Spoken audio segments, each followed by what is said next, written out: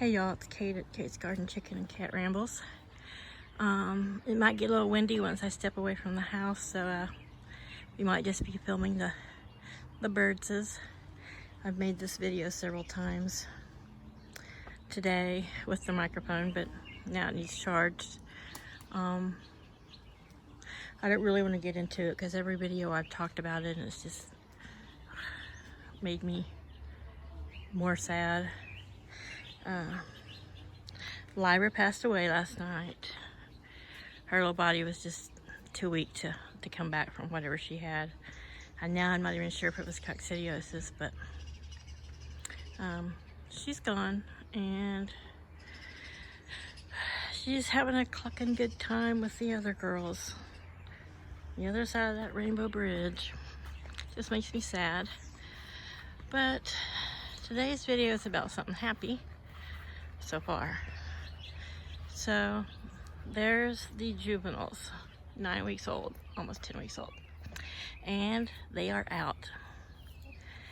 After I mowed the yard today and it was hot and I was sad and I was just in a little just screw it all kind of attitude, and Miss Lily there in the middle had become quite the escape artist, and I don't know how she was getting out. I have a feeling she was hopping up on her stump and then hopping on over the little fence because they didn't have it covered totally on the top like the teenagers. But luckily they're small enough they can't really fly up too high. Yeah, they're not looking to get out there. They are eating bugs and grass, but so she kept getting out, and I was just like, to heck with it. No, to hell with it. I'm going to be out here. I'll just stay out here. And I just tore it all down. I left the kennel and have it set up so that they can get in and out, but the big girls can't get in and out. Right now, their door's partially closed because I want them, it's kind of set up for bedtime, and I want them to know to funnel in there at night now. But during the day I had their door wide open, but I used a bunch of different logs and a few boards to make a bit of a gauntlet that they could squeeze out and pop out through, but this fluffy butt herd couldn't. They've all been pretty nice, actually. They've just done their thing, and the little girls have stayed back here. They've ventured up about this far and then they run back. The only one that's kind of chases them back to their corner is Luna. You know, she's trying to make sure she maintains her spot at the top of the pecking order, but they're little, you know. She and I've had several talks about it, but you know how Heathers are. Yeah, I've started calling this crew Heathers. That's Heather 1, 2, and 3. And jerk face. I'm talking. Pisses them off, I don't know why. But I'm gonna set this down and we'll just watch the little chickens enjoy being outside. Yeah, so much for the damn him, making plans. And you know, I just was like, the heck with it. I even went over and opened a section of the teenage fence so they could come all run out and just, I was gonna sit out here in the yard and play referee and, you know, damn the masses and what everyone says, and just see how it went. Because the roosters don't fight through the fence. But once I opened up the fence, and the little chickens went into their little hut and dust bathed in their box, and the teenagers all went and dust bathed in front of their door, and this group all went in there to dust bathe. I probably shouldn't have thrown some fresh dirt in there, but anyway, they're doing well. And like I said, the teenagers ran back and forth past the opening, and the only one to eventually venture out was Lyra's twin sister, Moira, over there. She's so pretty, and when I look at her, I see healthier things about her than I ever saw in Lyra. So she might have had something congenital, I don't know, but she came out and nobody messed with her. They were too busy doing their thing. And once she ran back in and I had to go in and shower, I just, left the teenagers pinned up. And, I just didn't want to come right back out here and get all dirty and get the poo on me again, dealing with any kind of fighting or whatever. I didn't sleep well last night, and so anyhow, these three are having a good old time. They've been running up and down this fallen pole, and they've been eating bugs and digging around, and there's these little feathery tops here to the grass, and they like nibbling on them, so they're out and about. And earlier I had to lock up the big girls so I could make sure these girls got in. They wanted to go in and drink and eat, but every time they got near, freaking rednecks, every time they got near their door, Luna came barging over, and she wasn't really charging them, but they're afraid of her already. She's got that attitude. So anyway, they seem to be enjoying themselves. And I put everybody up almost, and then I locked them up, and it was only like not even 6 o'clock, so they're having a good time. And I'm gonna see if I can get a shot of this way over there under my maple tree is the bunny. And so today I mowed, and I must have, that poor bunny, he ran from one side of the yard to the other. I have to go around trees and figure eights, and I think it's a mama or daddy, because it kept, I'd come back to this side of the yard, and when I would get on the other side of the house, it would be back in the same spot it was, under those two trees. And this evening while I was watering, I had to go back and forth to the spigot several times to adjust the pressure for the sprinkler, because I wanted it to go both ways, because I have watermelon in the ground now. And the bunny just sat there about 6 feet from me and just watched me walk back and forth like, what are you doing, you idiot human? But I was waiting to see if all the little ones start coming out. I don't know where they will emerge from. Chaos is like over here in what's normally Bunny Central. Like, I gotta lick my butt. So that's a piece of cabbage they didn't eat. But as I was mowing today, that little patch of clover had these little purple flowers in it, and the bees were all happy, and there was a butterfly, so I just didn't mow that one little triangle.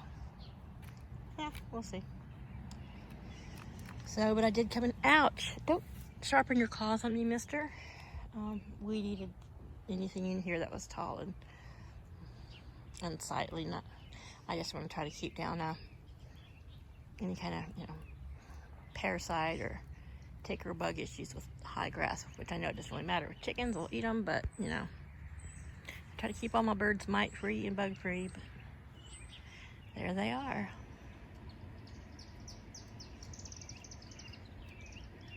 Like I said, they've stayed back here kind of from their little hutch back, which is about 20 by, I'd say 20 by 25 square, kind of cut there in the corner there for those guys. But those guys act like they want to come out, and they keep coming to the fence. But I left it for like an hour or two. I left this whole section right here open, and nobody went through it, and only one came out for like just a few minutes. So we'll see. I think what I'm gonna do one morning, it's gonna rain tomorrow, so it's supposed to be warmer this weekend. I think I will one morning come out and let these guys out for a good half hour in the big yard. Then I'll let the adults out. We'll see how that goes. Or I might just slip them in there one night, but going and getting these guys out of that small coop at night means I have to crawl through some poo and deep litter, and I want to get them to come out on their own, because I do want to go in there and put up some little interior walls so that these guys, nobody can get like wedged down in between the pallet or picked on. These guys are like, what's going on? Don't look, you guys are too young for that kind of stuff yet. So Marigold doesn't like her new dress. I noticed, I don't think it's Laddie. When Laddie goes to mate with her, one of the Brahmas will run over and start pulling at her feathers. That ruckus was Laddie wanting to mate with one of the Brahmas, but they're so big they can usually shrug him off, and she didn't want it, so he had a hold of the back of her head, and she was running. I don't think he got to do his thing because, you know, their wide width and height, they can kind of just, you know, roll him off. But there they are. They're so cute. You can see it pretty good from behind, but if you notice there, Miss Prim's got some little white cheek muffs sticking out. And she's got the little silver gray legs. And of course, Zin's in there, has really dark legs. Very dark Easter egger legs like Laddie. And Lily doesn't have any cheek muffs. I think she's the prettiest of the three. Now, Prim I thought was going to stay cream, but I think you might be able to see some like little hints of yellow, like on her sides. She looks like somebody was eating Cheetos and then picked her up. She looks like she's got little orange smudges. So we'll wait to see what kind of color is going to come out of her. Let's see where it looks like, you know, she got Cheeto dust on her. But she's definitely the boss of these three. And she makes sure they know it. Little does she know that it will only last so long. So halfway down that little gauntlet where Prim's going in is mesh, so the big birds would really have to get down low to get in there. They're like, we don't want to go in yet. I've had them out here in the dark, but they're a little afraid of the dark. I notice at night when everyone's tucked in, they will hang, even if it's cold and you know they have their feet on back here, they will hang right up here at the front as long as they can in the light. So I did put a little bulb in there, one of my solar bulbs, and I'll put it on its lowest light right as it's, you know, everyone's going to bed. Hustling them in there is, they're not too bad, but the teenagers like to stay out till like almost dark. I think they're, you know, very confident having mesh over the top of them. But so these guys think, well, if they can, we can. And of course, the adults, the one time they're setting a good example. You know, by 7:30, 7:45, they're all roosted up. So, and the teenagers are still like out and about and posturing, and so, you know, little kids are, they'll try to mimic the teenagers before they'll follow the adults. I threw a cat box that has holes in it in their little coop under there, and I threw a few handfuls of pine shavings and a little half bucket of organic soil that has no kinds of fertilizer, nothing in it, just peat and coconut husk and good stuff, and they were having a blast. And now they got to clean their feathers.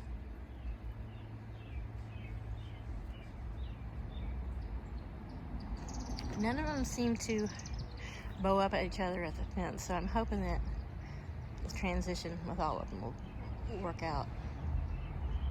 I mean, it's bad enough to be the littlest and the lowest on the totem pole and, you know, have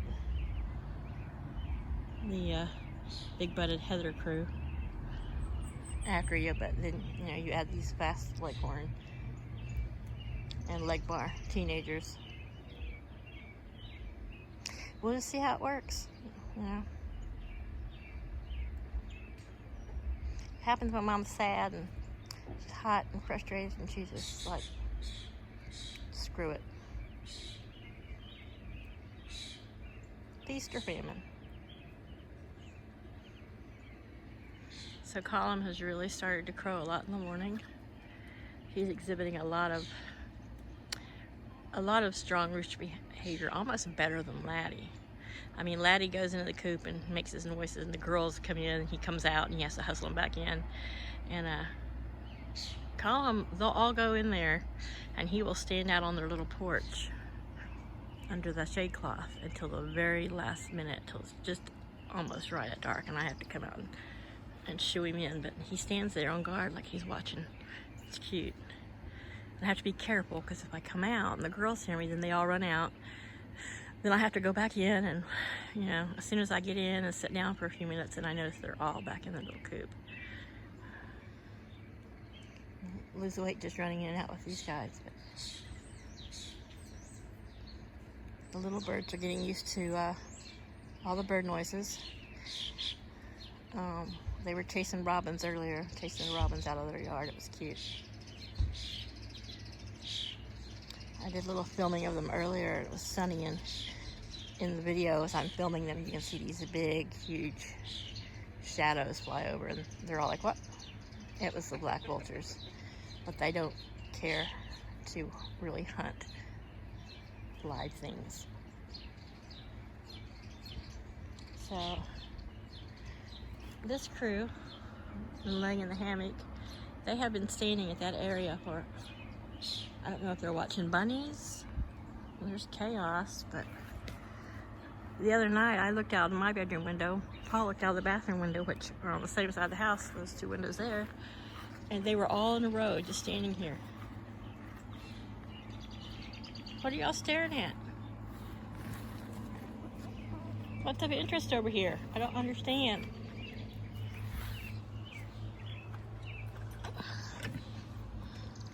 I mean, I know in the evenings they've been coming up to the fence because those big, I guess they call them male mosquitoes, have been getting in between the fence and the mesh and are a little tasty. But what's up with the ladies? What's up with your girls? He and I have had lap cuddle time probably half a dozen times today.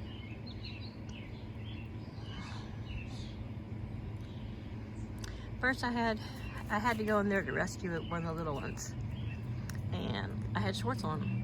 I had boots, but I had my shorts on. I just had to go in there.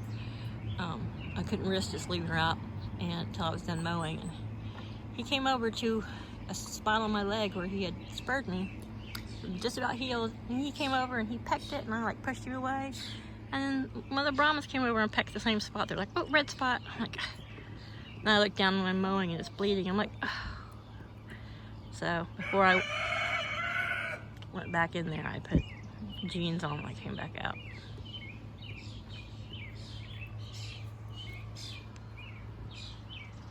So I'm sitting out here hoping to see more rabbits, just because they're fun to watch the young ones play. It's like watching baby goats. And of course Chaos, like, I'm gonna strategically stand right here. So I don't know if that is a permanent den there. It could be, but if he doesn't stop, he'll go down that fence line and he'll go back into the trees a bit, into that little corner, and he could get in the neighbor's yard, but he doesn't do it very often. They have a cat that they call K2. He looks just like Chaos. But Chaos, you know, he was 6 before he ever came to Delaware. And then he'll come back out and he'll walk that line. And right where that bird just landed, you can't really see it, is, there's some, you see it walking. That is where I buried Lyra. That's so sad. Okay, see, there they go, doing their thing. Now, of all my chickens, the cream Legbars and these leghorns, you know, charge each other and pop out their hackle feathers and kind of give each other grief more than my big birds ever did. But they're, you know, these are laid-back breeds. Well, the Rhode Island Red, she's just the old lady. But you know, the Brahmas are very mild-mannered, very sweet chicken. Like the puppy dogs of chickens, except for mine. You know, they don't want you to pick them up and snuggle them, though I want to. So I haven't trimmed their butt fuzz since last summer, so I'm gonna, not tonight because I'm a little shaky, but tomorrow I think I'm going to night. I'll either black Laddie out, because if it's a little dark, I don't worry about him out here, and then I'll go grab them off their roost, or I'll have Paul hold him if Paul's home. No, tomorrow's Wednesday.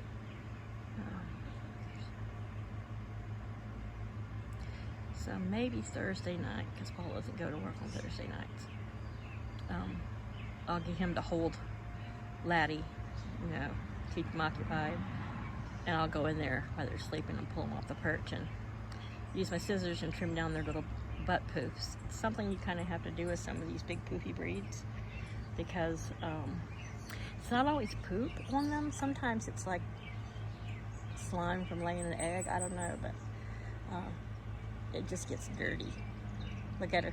She's giving me this look like, I hear you talking about me. You're not going to trim nothing off of my butt, woman. Don't look at me like that. Eve, yeah. Look at her. She's like, you think human, yeah? I'm going to snatch them up. I'll hold them backwards, not really upside down, backwards. And I'll just take my hair cutting shears. I have a couple pair, and I will just snip that down short. In the winter, I did it last summer, but in the winter, you know, more to keep their booty warm, the better. So, no, I told you guys not to listen to those wild birds. They just get you all worked up. They're lying. It's been really noisy, about 8 different birds here. And that tub has, it got rained on and they've been nibbling on it. It's a treat supplement block by Kalmbach. That's one's lavender flavor. They seem to really like it. At Christmas or Thanksgiving, Paul got him or in January, he got him a berry flavored one, and it melted red everywhere, and that one's kind of melting purple, but it's got a lot of lavender in it. I broke a piece off after it rained and threw it in for the teenagers and a piece in for the kids, and it was very, very strong smelling, and I'm not a fan of lavender. Okay, so there's the little girls. They're like, I'm gonna try this piece here. The pieces are kind of big for us. I have thrown them a little bit now and then, just like a treat. A lot of my concern with mixing them was that these, the teenagers need at least another till June 1st on chick starter grower. It's 2 weeks. These guys, of course, are only 9 weeks old, so they need another 9 weeks. So I looked into it, and they said when you got a mixed flock with mixed ages and a roux, that you can be pretty safe by, you know, feeding a really good quality starter grower food, and then of course have oyster shell to the side, and you know, any added extra protein treats. But so I've got plenty of both, which the Kalmbach's Hen House Reserve and the Chick House Reserve, I'm sure, I mean, there are differences, but they have a lot of like peas, but the peas in the chick food is smaller, and so anyway, I'll probably end up mixing them, what I have on hand, and you know, the chicks will eat out of it what they can eat out of, and the others will eat out of it what they can eat out of it.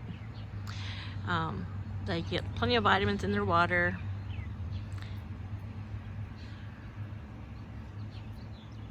And black soldier fly larvae, and cat food and other little proteins, so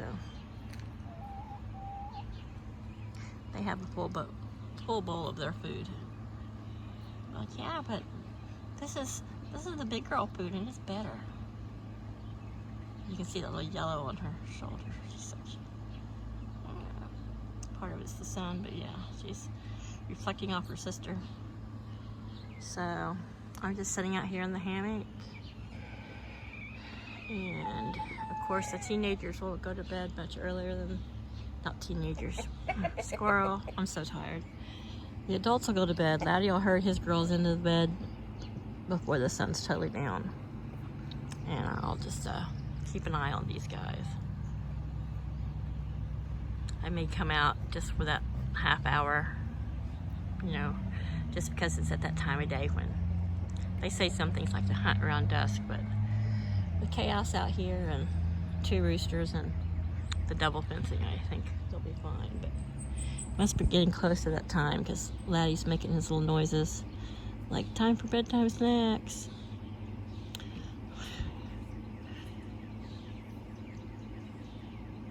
Oh my gosh, he's been nailing Luna several times today. She needs to fend him off, but you know, I guess she likes being #1 girl. Hey Chaos, it's like you're on my hammock, woman. I'm trying to stay on the middle because it's wet. Look at you, Miss Fluffiness.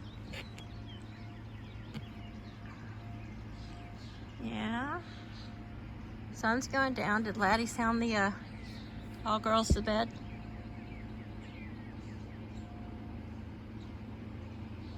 They're usually the last 2 to drag their feet in, but he makes some noises in his own little call, and if they don't come in, he'll come out and get them.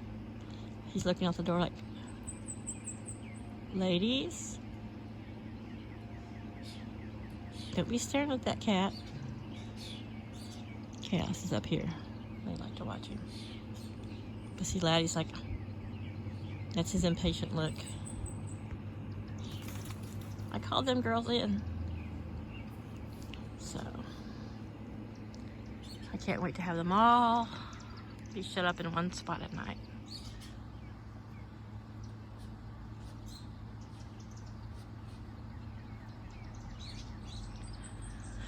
Alright, the wild birds are chasing each other, and Column's all interested in that. Watching them flitter and flutter around.